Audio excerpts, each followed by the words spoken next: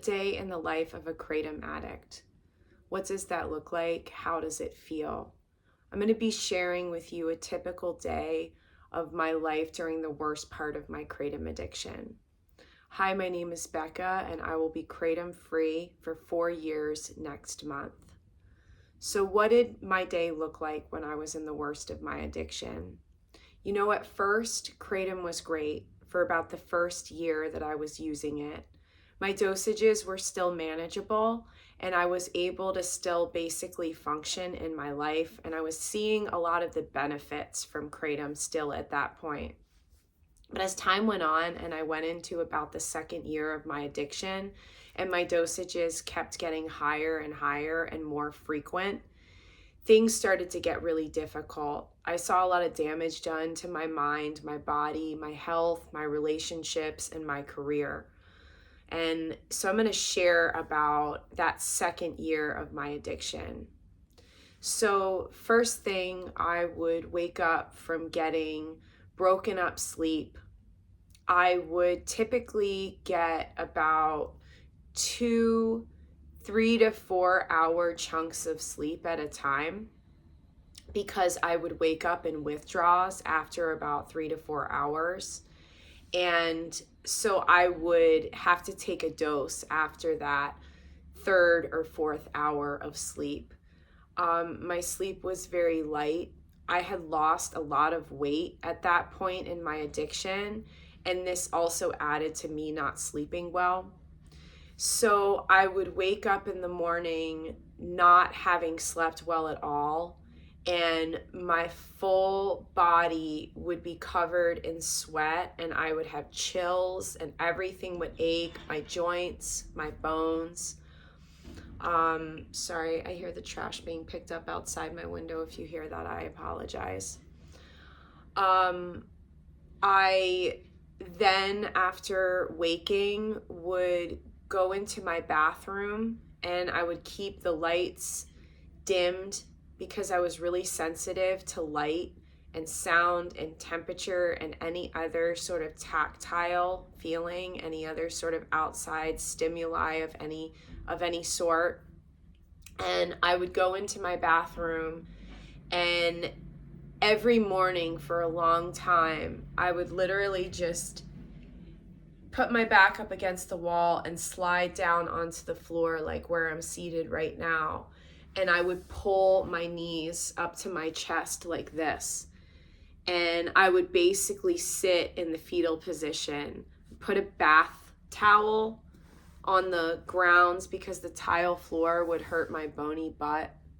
And I would sit there, and I had underneath my bathroom cabinet my Kratom stash, my little mason jar that I would mix up my doses in. I had weed, and what I would do was mix up my Kratom dose before I would do anything else, and I would choke down the green swamp water, and then I would take a hit of weed and wait for the Kratom to kick in. I talked about the physical aspect of it. The mental aspect of it was horrible. From the moment upon waking, I would have the most gripping, palpable anxiety that was bordering and verging on panic attacks, like the type of anxiety that there's no way to like harness it or contain it. And it's just literally like, it feels like the bottom is going to drop out and the crap is going to hit the fan all at the same time. And the knowing as well at that point that things are just slipping away. Like, I lost complete control when I was in this addiction. And I could see slowly but surely, you know, like I was saying, how Kratom really affected me beginning in that second year. I was seeing things like, you know, my career slip away, my relationships slip away as I was becoming self-consumed in this addiction. I was seeing my health slip away as I was, the weight was melting off of my body, and my eyes are sunken in, and my hair is falling out in clumps, and what's left of it is dry and brittle. I could see everything slip away and there was like nothing that I could do about it. And so I would drink that first dose of Kratom, and on a typical day, just to fill you in if you haven't been on this channel before, in my 3-year addiction, at my highest point, I was at 40 to 60 grams per day. And I didn't have any structure to my dosing, meaning I didn't take a certain amount at a certain time. I basically just took it whenever I wanted, and as my dosages kept growing and becoming more, I would keep taking more and more and more, searching for the same relief that those initial doses had given me when I first started at that point over a year prior. So on any typical day during that second year, my doses could be 10 to 15 grams. And that's a lot of Kratom, especially when at that point I was probably dropping down to around 100 pounds. At the end of my addiction, at the end of the worst of my addiction, actually, I should say, I was under 100 pounds. And so that amount of Kratom in my small body, it would not be good. So I would sit there and just hold my knees up to my chest. And I remember there was this thing that I would do where it was like I was in so much pain. I would literally squeeze, like I was squeezing my knees and with my arms, and I was squeezing my knees together so that I developed this bruising that went on for a really long time on the inside of my knees here, because it was literally like a reaction to the physical and the mental suffering that I was going through. And it was horrible. Those morning hours were brutal.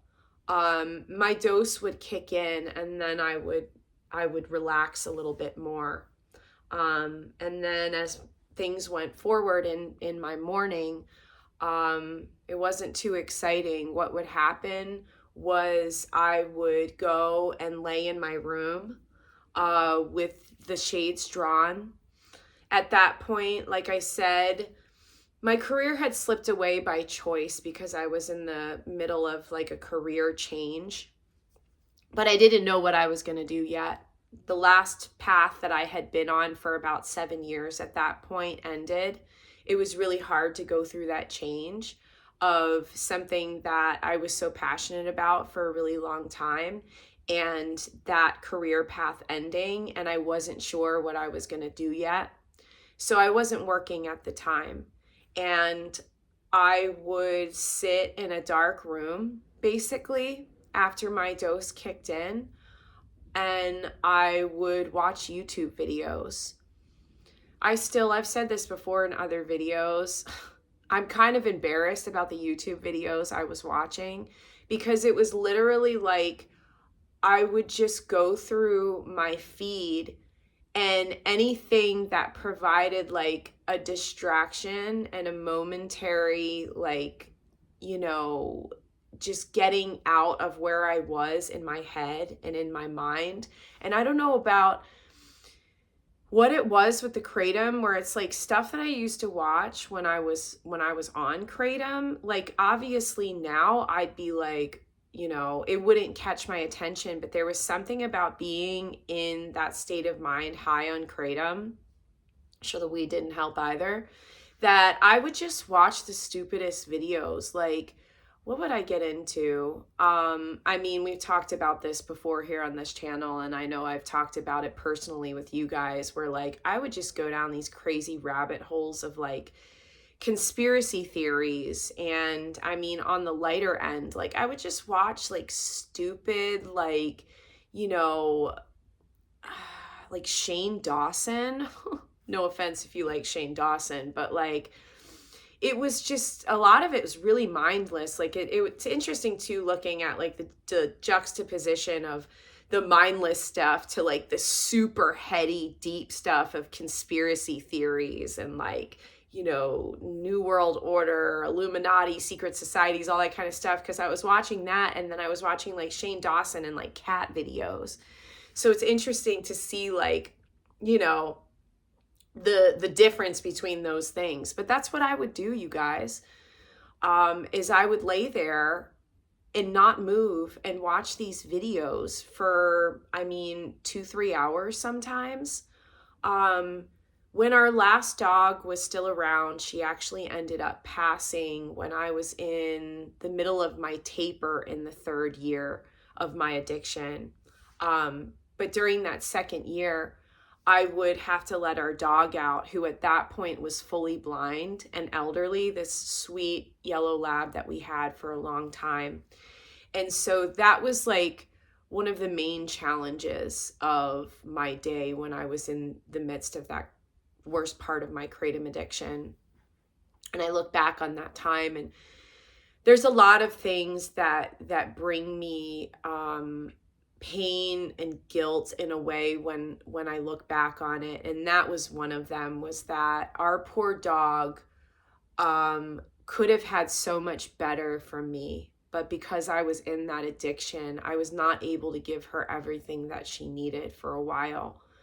And I mean, I took her out. I, obviously fed her, but the love and the nurturing that I wish that I could have given her in her end of life during that time, thank God above that something just kicked in. And I've had this happen at different points in my life where like, I know that I knew that she wasn't going to be around forever. I've known that other family members who have passed were not going to be around forever. And there's just this something that kicks in me where it's like, you know what, it's time to step up.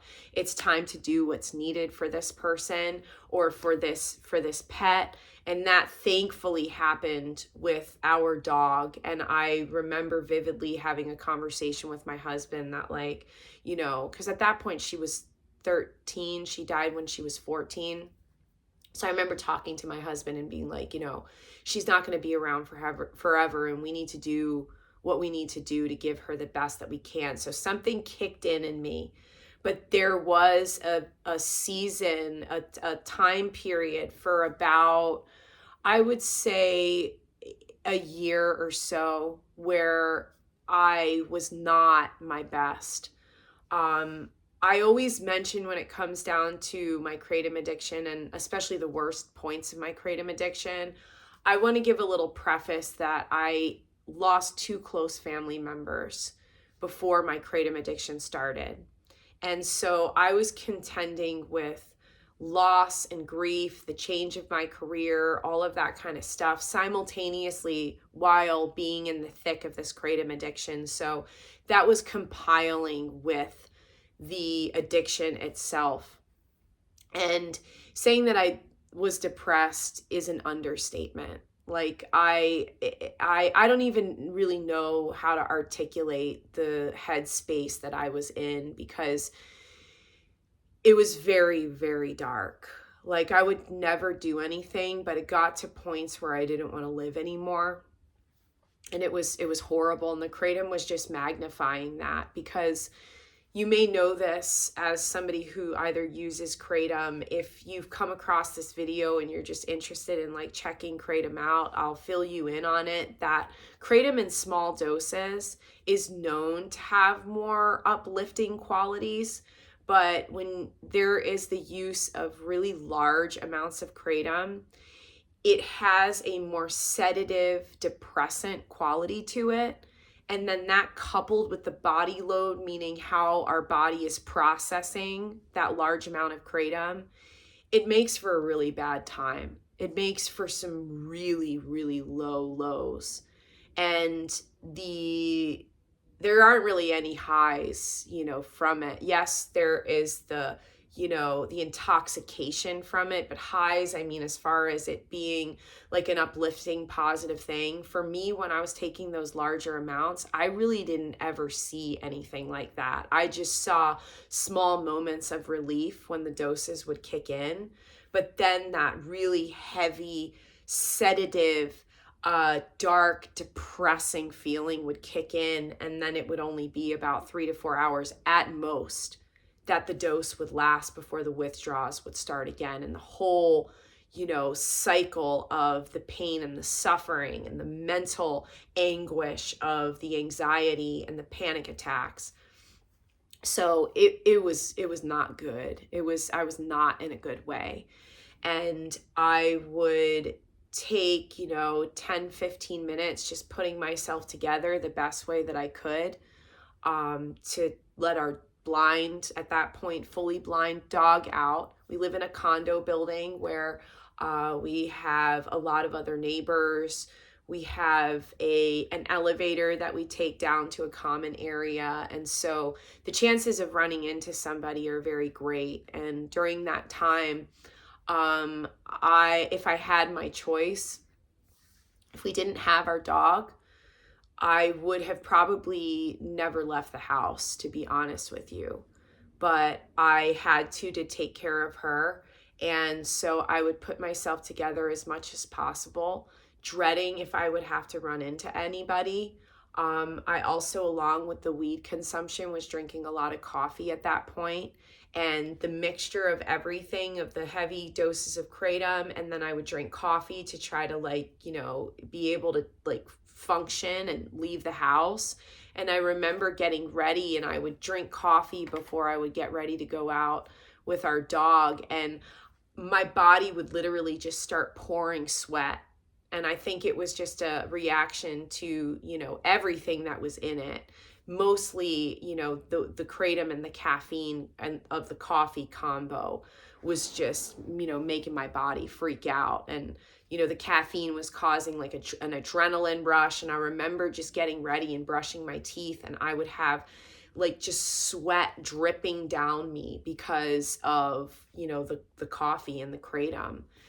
And so I would go outside and I would do my best to try to avoid everybody possible, but sometimes I would run into one of our neighbors. And at that point, we were still newer in our condo building, so I would just kind of give a little, smile, hi, how are you? Or sometimes I just wouldn't say anything at all and keep my headphones in. And it was horrible. I lived in a constant state of fear, not only from the addiction, but I was afraid of people. And one of the most sad things about that, when I look back on it, is that it was because I was ashamed, not only from the addiction itself, but I was ashamed at how I looked. I felt like I looked like a junkie or a crackhead. I felt ashamed of how much I weighed.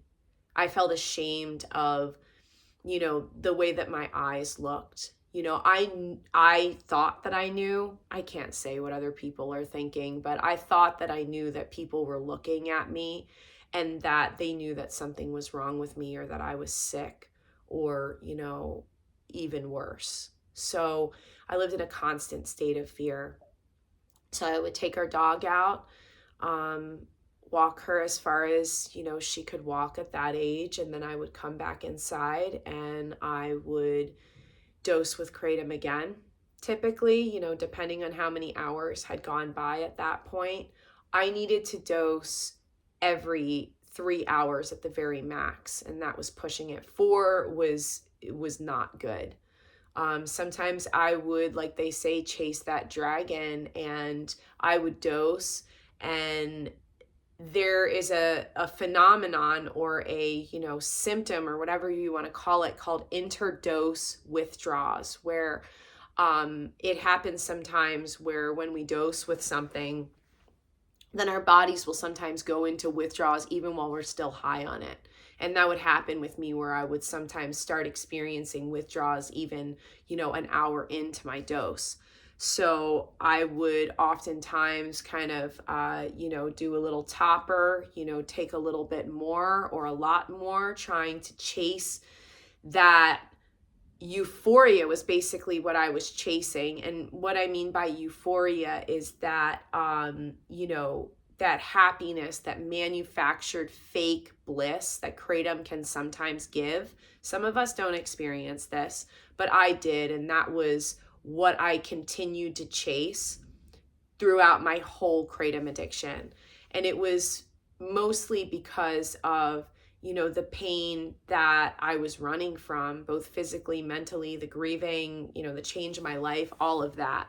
And so I would dose when I would get back in from letting the dog out. And then the whole cycle would continue again, where I would just try to, disappear into my YouTube videos. I would try to sleep as much as I could because I wasn't sleeping at night. So I would typically dose in the afternoon and then try to sleep for an hour or two. Um, Notice I'm saying too that I haven't eaten yet. And that's in the worst of my addiction, what my days look like.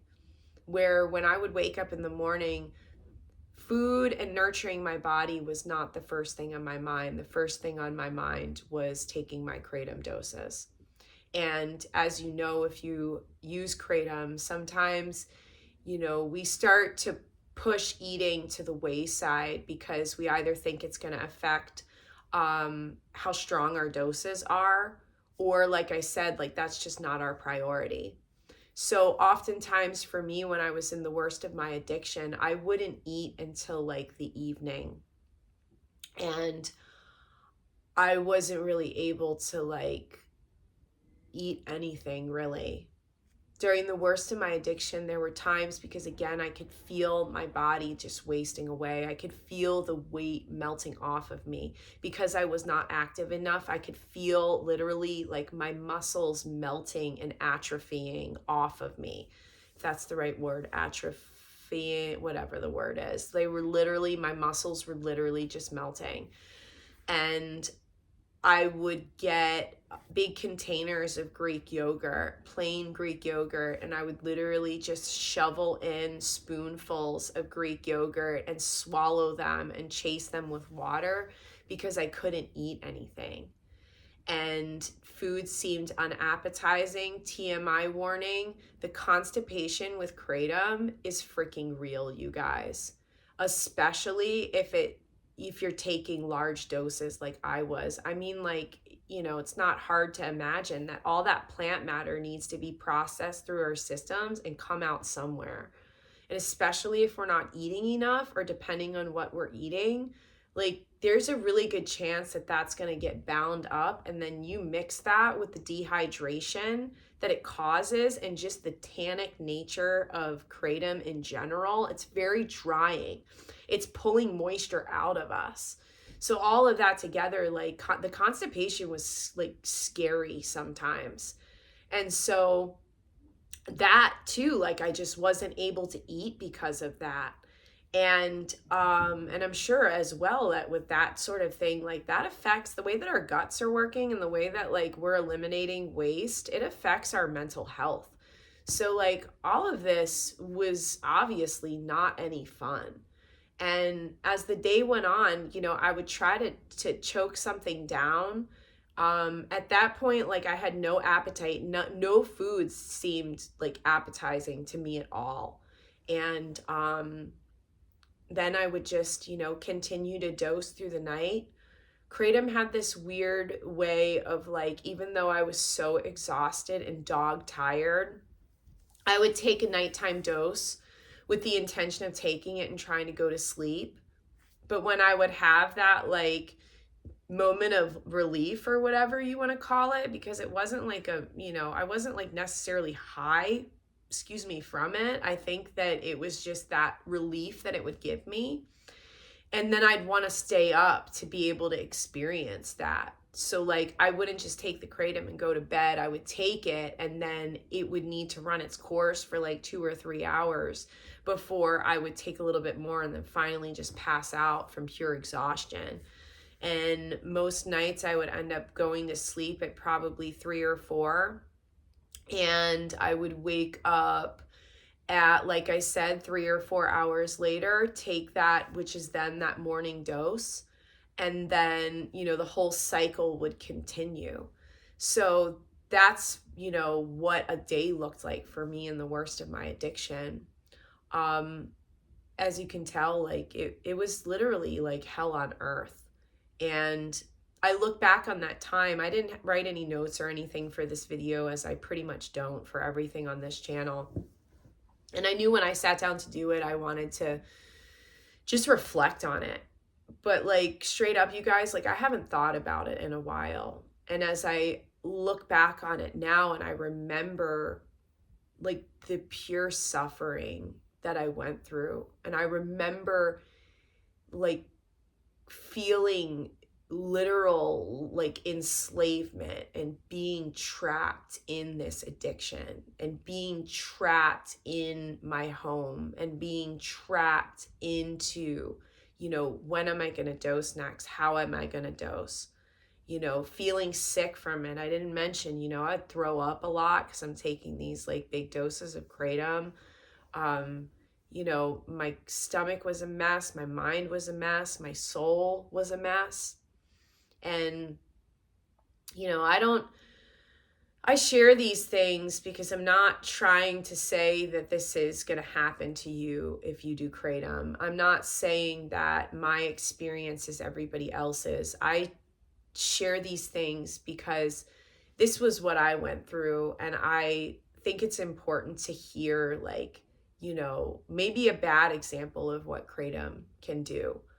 You know, I get it that there are a lot of people who love this plant and they advocate for this plant, and I respect that, and I do see the benefits to it in certain extreme cases, like, you know, basically terminal illness, and as conditions where it offers an alternative to hardcore opiate pharmaceutical medication.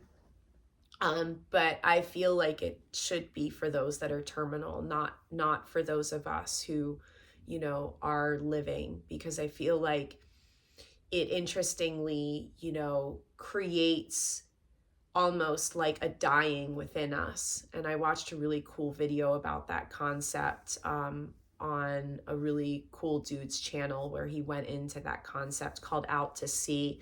If you want to check it out, I actually made a community post about that video that he made about the effects of opiates for those of us who use them when we are not dying.